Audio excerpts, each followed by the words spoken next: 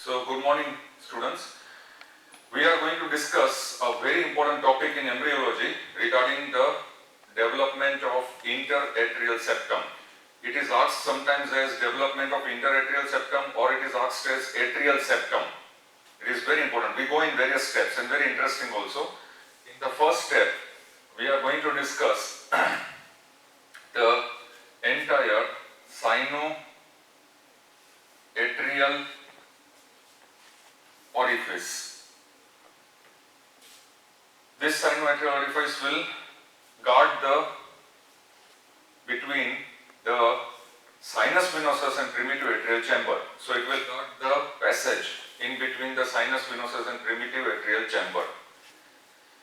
Then we are going to discuss about the common atrioventricular canal through which the primitive atrium will communicate with the primitive ventricle or bulbus cordis. So therefore, we have seen previously that the entire bulbus cordis is divided into three segments, or it will develop into three segments. Proximal part of bulbus cordis will develop into trabeculated inflow of the right ventricle. Middle part of bulbus cordis will develop into the conus cordis, that is the outflow tract of the ventricles. And distal segment of bulbus cordis will develop into truncus arteriosus, that is the proximal part of the ascending aorta and pulmonary trunk. All these three structures, they develop from bulbus cordis. That means bulbus cordis will help in development of some portion of the right ventricle as well as the left ventricle. So therefore, this bulbus cordis will communicate with the primitive atrial chamber through the atrioventricular orifice. These two orifices play an important role in the further development of our interatrial septum. So therefore, in point number 3, we are going to discuss about the septum primum, and in point number 4, we are going to discuss about septum secundum. So these are the 4 steps through which our entire interatrial septum will develop. And remember, it is very important, very often it is frequently asked as a short note, development of interatrial septum. Now, before we commence on to this journey, let me make you understand that when the entire heart is developing in different compartments, at that time, please note down that, for example, when sinus venosus is differentiating, at the same time the atrium will start its development. At the same time the primitive ventricle it starts its development. At the same time there will be development of the arterial arches. So within this time frame, within this time period, all the chambers of the heart will start their differentiation, they will start their development. And each and every structure in the heart for their development will depend upon the other structure. Same is the case here. Interatrial septum we have started with. Our topic is the septation of the common atrial chamber. So it is called interatrial septum. Here in this interatrial septum, the first diagram if we draw, this will be our diagram. This is primitive atrial chamber, and we take into consideration these 2 important points. Which 2 points? The first 2 points. The first 2 points is sinoatrial orifice and atrioventricular orifice. These 2 points we will take into consideration.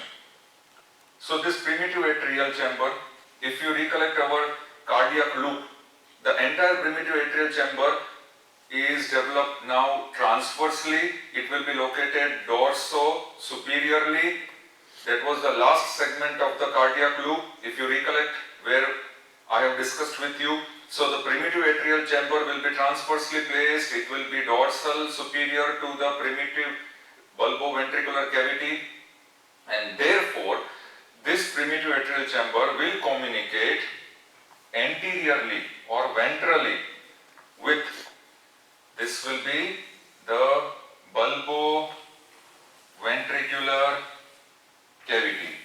So if you consider this as bulboventricular cavity, and this is primitive atrial cavity, we are observing this in a transverse section ventrally.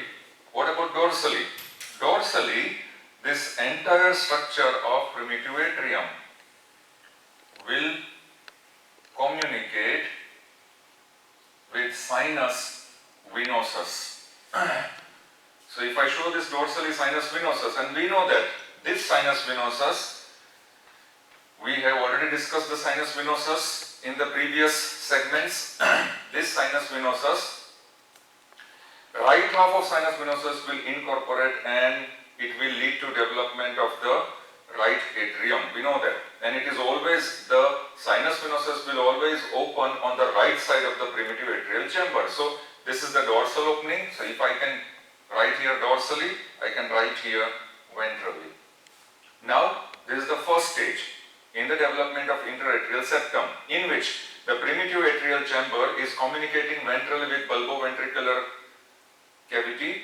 Dorsal, it is communicating with the right half of sinus venosus, and this entire right half, the entire sinus venosus is opening into the primitive atrial chamber through the common sinoatrial orifice. So therefore this will be known as sinoatrial orifice, and that is what our first point is there, sinoatrial orifice. Second point was communication between primitive atrium and bulboventricular cavity ventrally. So this will be known as the atrioventricular orifice. That was what our second point is there, atrioventricular orifice. So now you have got a fair amount of idea what is it basically. Now what will happen? Now both the places, similar changes will take place. What are those similar changes? First, in the atrioventricular orifice, there will be development of ventral and dorsal endocardial cushions. You simply have to write that, dorsal and ventral endocardial cushions in this orifice, in such a way that there will be, I will use this green color, there will be fusion of this ventral and dorsal endocardial cushion. In which direction? Antero-posterior direction. So therefore, I can draw here, if I can just rub this now, if I rub this, I will show here, there will be fusion of dorsal and ventral endocardial cushion of which orifice? Atrioventricular orifice. And they will fuse. Now this direction is very important. They will fuse in which direction? Antero-posterior direction. Antero-posterior. So therefore, this fusion in anterior-posterior direction will lead to development of septum intermedium. Septum intermedium. So therefore, this septum intermedium is now developed. It will separate two important canals. Which two important canals? This septum intermedium, I will just write it here. On behalf of atrioventricular orifice, I can write it as septum intermedium. Please note down, you can mention this as septum intermedium.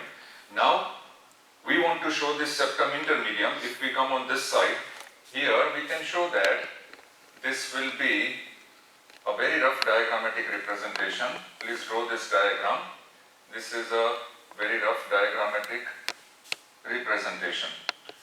Primitive atrial cavity, primitive atrial chamber, both this should be equal, so I will just extend it till this level. And therefore, now this is our second diagram. So this will be our primitive atrial chamber, and now this will serve as primitive ventricle chamber. We are looking at the diagram from the front now, the entire cardiac loop from the front. Therefore, there will be development of, this is the atrioventricular orifice. Now we show there will be development of septum intermedium. So I will write here as septum intermedium. This is our septum intermedium, antero-posteriorly. So this antero-posteriorly directed septum intermedium is Now what will it do? It will separate this entire cavity into two parts, right and left. Right atrioventricular cavity, left atrioventricular cavity. Please note down. So because of development of septum intermedium, right and left atrioventricular channels are created. This will be right atrioventricular channel, this will be left atrioventricular channel. This is our first point of development of septum intermedium. Now, here there will be opening of, on the top dorsal right hand corner, there will be opening of sinus venosus, through which orifice? Sinoatrial orifice. So therefore, in this sinoatrial orifice, if I use blue color now, in the sinoatrial orifice, here we have shown this was sinus venosus in the dorsal part, this is sinoatrial orifice. Now we will draw only this orifice. So in the sinoatrial orifice, I will draw here on the right side, there will be development of, now please note down,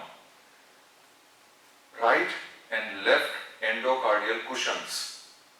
Just as there was development of endocardial cushions for the septum intermedium, but they were ventral and dorsal endocardial cushions in which they are fused and form the septum intermedium in anteroposterior direction. Same way, here sinoatrial orifice will develop in the form of cushions, endocardial cushions, but right and left endocardial cushions, and this right and left endocardial cushions will develop into right venous valve, left venous valve. So therefore, now this will be known as the right venous valve,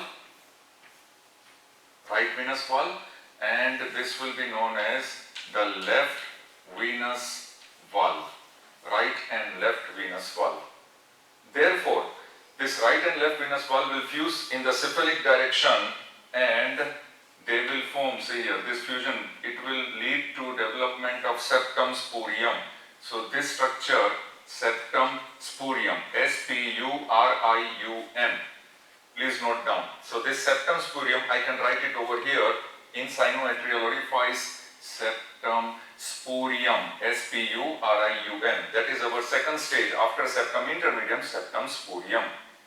So therefore now, both the venous valves, once again they will fuse in caudal direction, and this fusion will be known as sinus septum. Sinus septum. So here we complete our first half of development.